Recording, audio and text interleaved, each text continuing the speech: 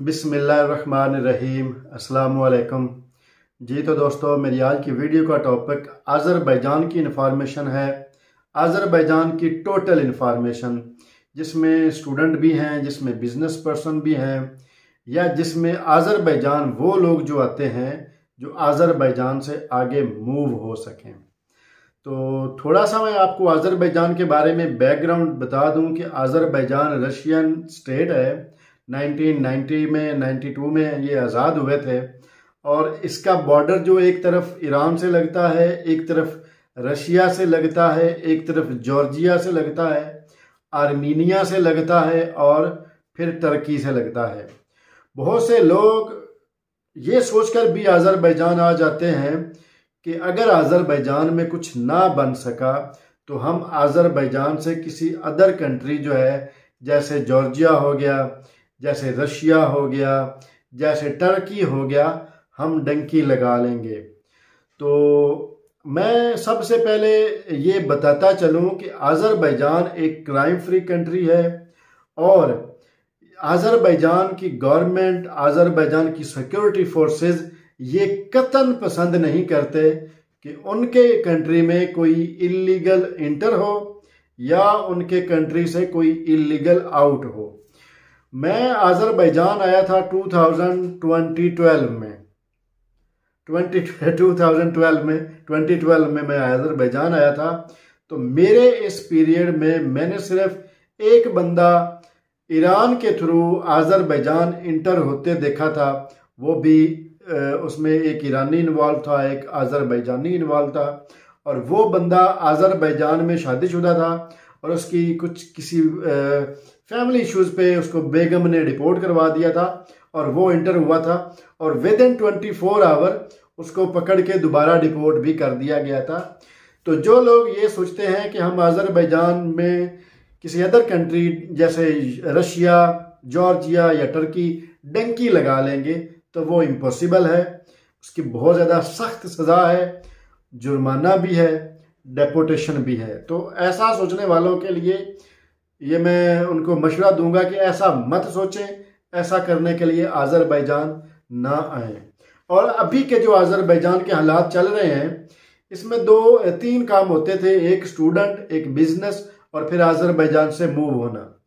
तो जो स्टूडेंट हैं, जो जेन्युइन स्टूडेंट हैं, जो मेडिकल के स्टूडेंट हैं, जो इंजीनियरिंग के स्टूडेंट हैं, उनके एडमिशन आज भी हो रहे हैं, उनके एडमिशन कल भी होते थे, आज भी हो रहे हैं, और आगे भी होते रहेंगे, और वो इंजीनियरिंग से और मेडिकल से वो फ़ायदा उठा के अपने कंट्री में जाके सर्व कर सकेंगे, अपना कैरियर बना सकेंगे।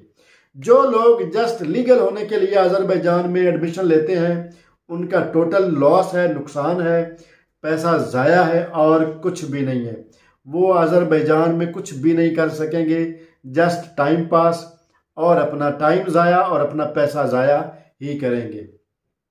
उसके अलावा आ जाता है जी बिजनेस वाले। तो बिजनेस वाले, जब तक ये अज़रबैजान में जो बिजनेस TRC ओपन नहीं होती, तब तक उनका भी अज़रबैजान में आना फजूल है। तो ना वो बिजनेस ठीक तरीके से कर पाएंगे, क्योंकि बिजनेस TRC उनके पास होगी नहीं। हवा में बिजनेस होगा, वो खुद भी हवा में होंगे, और जो पैसा इन्वेस्ट करेंगे, जो टाइम ज़ाया करेंगे, वो उनके लिए टेंशन परेशानी का ही सबब बनेगा, और कुछ नहीं। तो कुल मिला के जो लोग स्टूडेंट आ रहे हैं, जो बिजनेस के लिए आ रहे हैं, वो फजूल आ रहे हैं, वो जस्ट अपना पैसा ज़ाया करेंगे, पैसा ज़ाया कर रहे हैं। कुछ लोग ऐसे हैं जो हमारा मशवरा, हमारी वीडियो देख के ही समझ जाते हैं, रुक जाते हैं, टाइम भी बच जाता है उनका, और उनका पैसा भी बच जाता है। लेकिन कुछ लोग इन चीज़ों का पर्सनली एक्सपीरियंस करते हैं, और फिर जाके उनको पता चलता है कि ये तो वाकई में ही पैसे का ज़यान है। तो उसके बाद आ जाती है जी कि बात आ जाती है जो पाकिस्तान और इंडिया में बहुत से एजेंट्स हैं, वो अपने क्लाइंट्स को भेजते हैं अज़रबैजान, और अज़रबैजान से यूरोप, अमेरिका, कनाडा। जो पाकिस्तान से लोग आते हैं वो मोस्टली यूरोप आने के लिए आते हैं, जो इंडिया से आते हैं वो ज़्यादातर अमेरिका और कनाडा जाने के लिए ही आते हैं। तो उनके सारे रास्ते जो कि पहले किसी न किसी वे से, कहीं न कहीं से छोटा मोटा वे बन जाता था, तो वो अब अज़रबैजान की इमिग्रेशन ने स्लोली वो सारे वे ब्लॉक कर दिए हैं।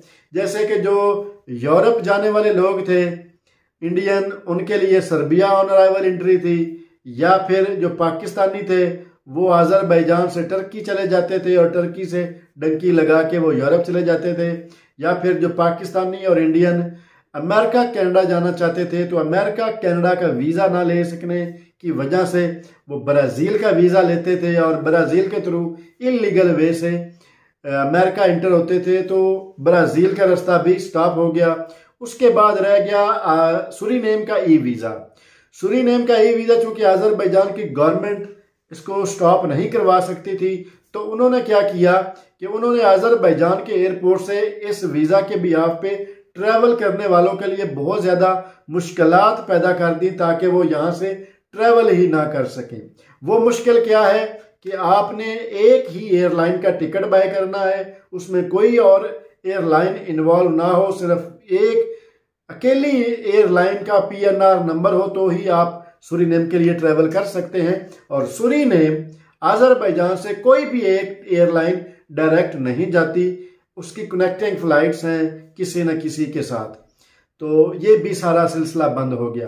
तो कुल मिला के जो आजकल अजरबैजान के हालात हैं, स्टूडेंट के लिए भी अच्छे नहीं हैं, बिजनेस पर्सन के लिए भी अच्छे नहीं हैं, और जो अजरबैजान से अदर कंट्री मूव करना चाहते हैं उनके लिए भी अच्छे नहीं हैं। तो जो लोग अजरबैजान आने का सोच रहे हैं, प्लान कर रहे हैं या वीज़ा उन्होंने ले लिया है, तो मैं उनको यही मशवरा दूंगा कि वो अपना पैसा बचाएं और इस मुसीबत से और इस मुश्किल से और इस परेशानी से बचने की कोशिश करें ताकि उनका पैसा ज़ाया ना हो और ना ही उनका टाइम ज़ाया हो। तो मेरी इंफॉर्मेशन देने का मकसद ये था कि जो लोग अजरबैजान ट्रैवल करना चाहते हैं अबाउट स्टूडेंट, बिजनेस या फिर अजरबैजान से आगे मूव करना, वो लोग एहतियात करें। अभी अजरबैजान का माहौल इसके लिए अच्छा नहीं है। उनको चाहिए कि अजरबैजान आने का मंसूबा तय कर दें। बाकी विजिट के लिए जो आना चाहते हैं, विजिट के लिए अच्छा कंट्री है, ट्रैवल हिस्ट्री के लिए बहुत अच्छा कंट्री है, आसान है, उसके अलावा माहौल अच्छा है, लोग अच्छे हैं, पुलिस अच्छी है, इमिग्रेशन अच्छी है, कोऑपरेटिव हैं, तो वो विजिटर हजरात के लिए एक जन्नत से कम जगह नहीं है।